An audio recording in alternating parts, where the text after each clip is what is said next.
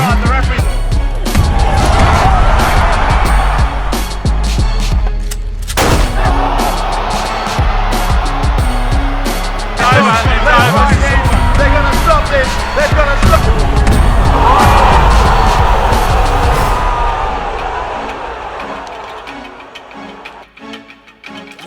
to the relay. We're covering today's top boxing news. Okay, we'll start with this. Our continued coverage of the current state at junior middleweight. It appears that all three titles that Natasha Jonas once held at 154 have gone vacant. The WBC title, the WBO title, and the IBF title. By way of the WBO, Slovenia's own Emma Kozin is ranked at number 1, with Belgium's own former champion Femke Hermans ranked at number 2. Next WBO champion could be decided between them if a fight is ordered and both fighters are receptive to it. Emma Kozin is in a pole position, the most. The closest to picking up the WBO title. That's by way of the WBO. By way of the IBF, Femke Hermans is the number 1 contender. Femke Hermans is closest to becoming IBF champion. I don't know if Femke will elect to forego a fight for the WBO in favor of the IBF. I don't know if they'll do a fight between them for both alphabet titles, which would make more sense. Kill two birds with one stone. This time, the only reigning champion is Terry Harper. Coincidentally, at this time, she's the only one with a major promotional outfit behind her. Heavy is the head that wears the crown. She's the biggest name at or around this weight, the most recognizable fighter at 154. So as you can imagine, people are going to come after her. She has fast become the woman to beat at 154 pounds. In my previous video, we talked about her expressed desire to fight for the newly vacated green belt, the WBC title, against Cecilia Brækhus, rescheduling a fight between them. You know, because they were supposed to fight, but Cecilia fell ill, so she withdrew. Terry ended up fighting somebody else, yada, yada, yada. She wants to fight for the WBC title. She's already got the WBA. If she can, that would make her a unified champion at 154 pounds. It could happen. 3 of the 4 titles going vacant at junior middleweight creates opportunities not just for the junior middleweights that are there, but any and every other fighter at or around these weights. I think about former unified super featherweight champion Mikaela Mayer, who has expressed an interest in moving up in weight, expressed an interest in taking on Terry Harper. There's an avenue of opportunity there for Mikaela to become a 2-division champion if she's willing to take the plunge and move up to 154. Aside from Terry, Mikaela Mayer would be one of the biggest names at the weight. That if she wants to fight for an alphabet title sooner rather than later, and she doesn't want to be at anyone's mercy, she might want to venture north of welterweight to junior middle, where there are 3 vacant titles to fight for. She wins one, that could set up a unification match between her and Terry Harper. Could be a big fight. Peril for a fighter like Mikaela Mayer is the same as the peril for Terry Harper, that these are not true junior middleweights. They're not bona fide junior middleweights. What they are statuesque smaller fighters that can fill out, that can perhaps campaign there, but they're not as stocky or sturdy as, say, an Emma Kozin or a Femke Hermans. That's the danger. That's the peril, that they still are naturally smaller fighters. Given all the success that Natasha Jonas had at this weight, it's not outside the realm of possibility that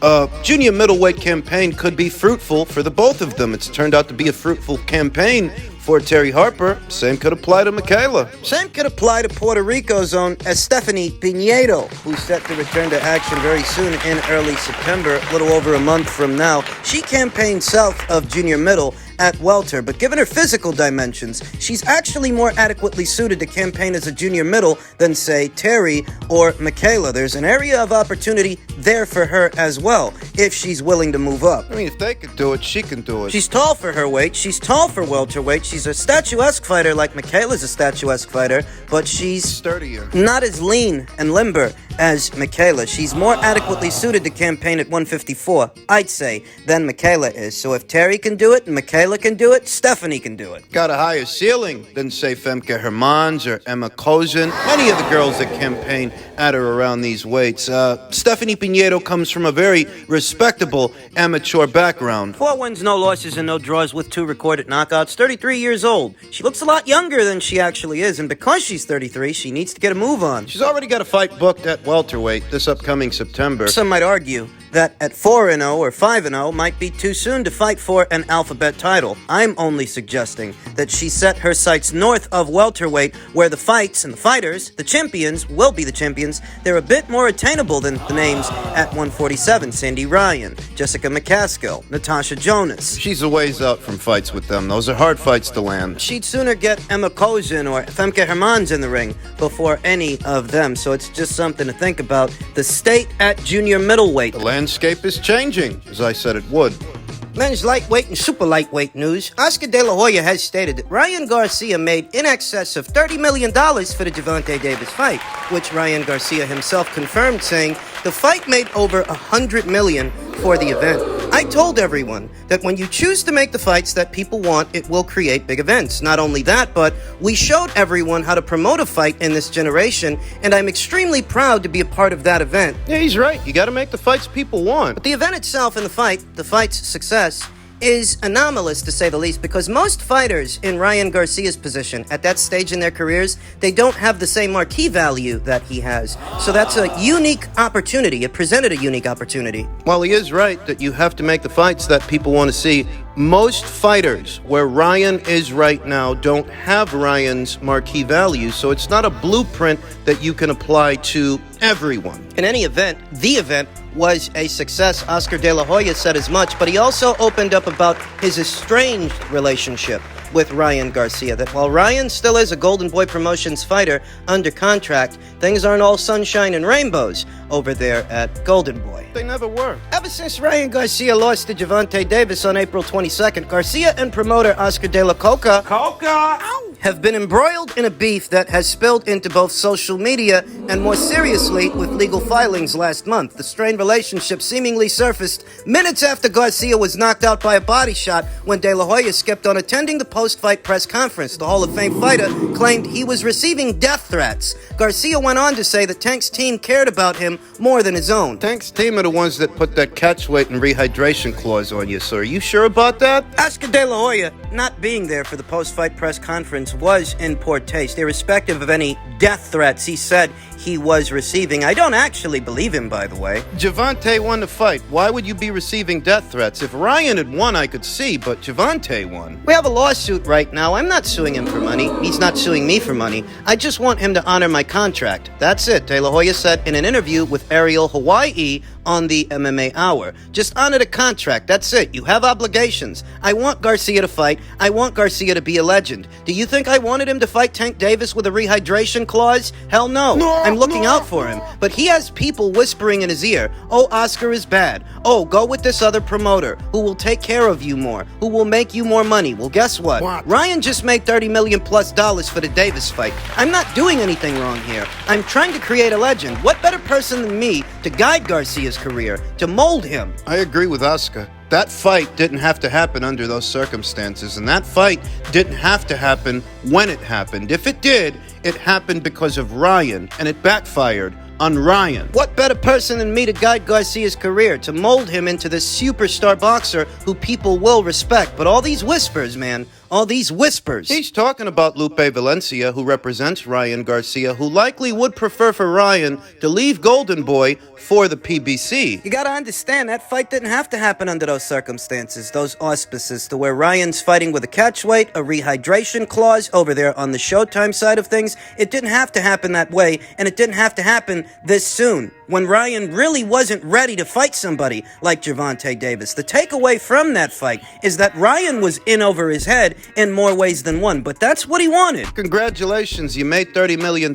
You do realize that if you would have gave it more time, you would have made more than that, and at minimum, you'd have been ready. More ready than you were. De La Hoya said the feud has become public largely due to the fact that he's not able to speak to Garcia directly. Well, look, people have kept me away from him, said De La Hoya. Helwani then asked, you can't call him up? Do you think it could get fixed if you guys had a face-to-face? Ryan thinks he knows something that Oscar doesn't know, but what he doesn't know is that Oscar De La Hoya, in his prime, in his heyday, was in fact a bigger celebrity than Ryan Garcia. I know because I was there. If you think Ryan Garcia's big because he's got a couple of followers on Instagram, you ain't got no idea. You ain't got no clue. Oscar in his prime was a fucking rock star. He was more well-known in more households across the country than Ryan Garcia is here today. In spite of that, Ryan Garcia thinks he knows something that Oscar doesn't know. De La Hoya said he was bummed that his relationship with Garcia has reached this point, but added that he's not taking it personally.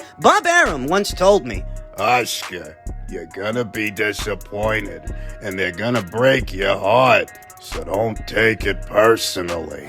look, I'm a promoter. I'm going to be a promoter until I'm Bob Arum's age. I love the sport. I love boxing. It gave me everything I have. I hate it, but I love it. And fighters come and go. Ryan is just another. And Ryan seems to be under the impression that he knows something that Oscar doesn't know. Oscar, who helped to promote Canelo Alvarez, who went on to become the face of boxing. Ryan may feel vindicated that he walked away from that fight with $30 million, but if Oscar would have had it his way, he would have been more well prepared for the fight and in all likelihood would have walked away with more money than that and perhaps the victory. Perhaps the W. But Ryan is stubborn and headstrong the way many of these young fighters often are. They think they know more than their predecessors. They don't listen. Didn't have to happen. Didn't have to happen ahead of schedule. Didn't have to result in that outcome. Not if Oscar would have had it his way. You will recall that it was Ryan Garcia who maybe a year, 2 years ago, said he would not let Golden Boy Promotions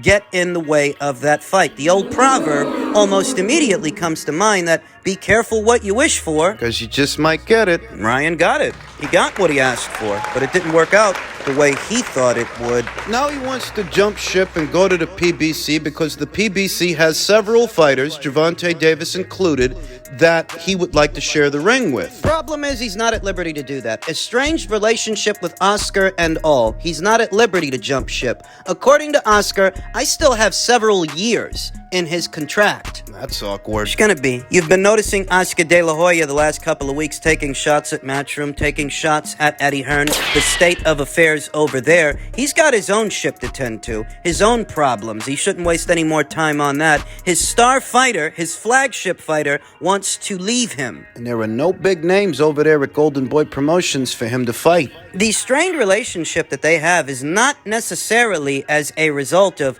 Oscar not being there after the fight or Ryan losing it. In truth, things have been this way between Ryan and Oscar for some years now, if you've been paying attention. They may have only recently come to a head, but things have been strained between those two for a while. I think Ryan is a little bit too stubborn, a little bit too headstrong. He makes things harder than he has to be because he doesn't want to listen to his predecessors, and it doesn't look like it's going to be smooth sailing from here on out. Finally, in reference to the upcoming super fight at super bantamweight, former champion Nonito Donaire says, I have to give a slight edge to Stephen Fulton. Inoue has never fought anybody like Fulton. I think the same can be said in reverse. I don't think Stephen Fulton has fought anybody like Inoue. Not yet. They're both in uncharted territory if you think about it. Nonito was quoted as saying, with Inoue going up in weight and Fulton being the champion, you have to give a slight edge to Fulton because Inoue has never fought anybody like Fulton. Donaire told BoxingScene.com, and Fulton is the champion, so I just have to give a slight edge to Fulton. I think Fulton is hungry and he is excited for this fight because Inoue is a name that will get him noticed in the boxing world, like Inoue is, in terms of notoriety and stuff like that. That's something that Fulton is looking to have. There are those out there who have reservations about Stephen Fulton traveling abroad and having this fight in Inoue's neck of the woods instead of his own here in America, but here in America, the fight would not get the same reception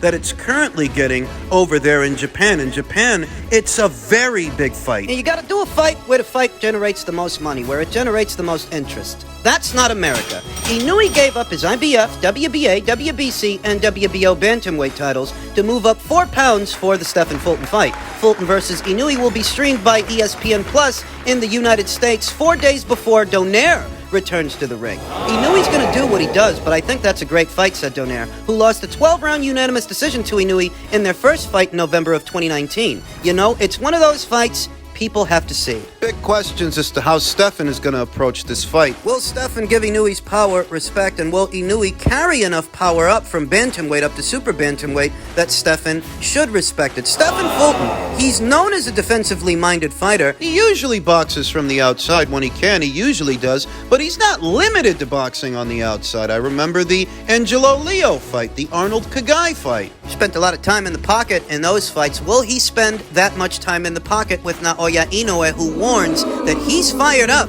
for this Stefan Fulton showdown, and he should be. This is a very big fight, biggest challenge of Naoya Inoue's career, more so than anyone that he's fought so far. A naturally bigger, durable fighter who's defensively minded. Tough fight. Now, Naoya Inoue is eager to have the same success at 122 that he's had at every other weight so far. I have absolutely nothing to be anxious about, Inoue said. As the challenger for the first time in a while, I'm as fired up as I've ever been. Should Inoue overcome Fulton at the Ariake Arena, he would become the only second Japanese boxer to win titles in 4 weight classes. The first boxer to accomplish that feat is Kazuto Ioka, who reached that goal in June of 2019. It's not accurate. The first Japanese boxer, male or female, the first Japanese boxer of any kind to become a 4-division champion is actually Naoko Fujioka. She did it first, Kazuto did it second, and Inoue aspires to do it next. See if he can. Inoue believes the bantamweight division, the super bantamweight division, will be the best class for his body. My work is going well, Inoue said. I'm handling the preparations. I am thinking super bantam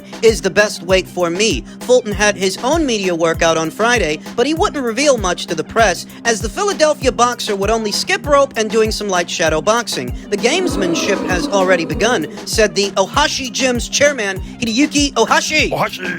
I understand how Fulton feels. Inoue, despite being the smaller man moving up in weight, is the big betting favorite with the odds makers. I believe the odds makers have him a 3-1 favorite to beat Stefan Fulton. Stefan, who doesn't seem to have wanted to reveal much in the open workouts in front of the media, rightfully so. He's got to keep an air of spontaneity ahead of this fight. Nobody really knows if Stefan is going to use his size, because he's the naturally bigger man, use his size to bully Naoya Inoue around in the pocket, or will he elect to move lateral, box and move, box and punch, set traps? Could have success with either plan of action or have failure. I happen to think that moving and punching, sticking and moving, would have to be Stefan's best bet, because if he tries to bully Naoya Inoue in the pocket, he's within striking distance of Naoya Inoue. Thus, Naoya wouldn't have to find him. Stefan's not a big puncher, you know. He's got his virtues, but he's not a knockout merchant. In the pocket. I don't think he's a bigger puncher than Nonito Donaire, and Naoya Inoue took Nonito Donaire's best. If he tries to bully Naoya Inoue in the pocket, Naoya doesn't have to work too hard to find him, and he may be able to land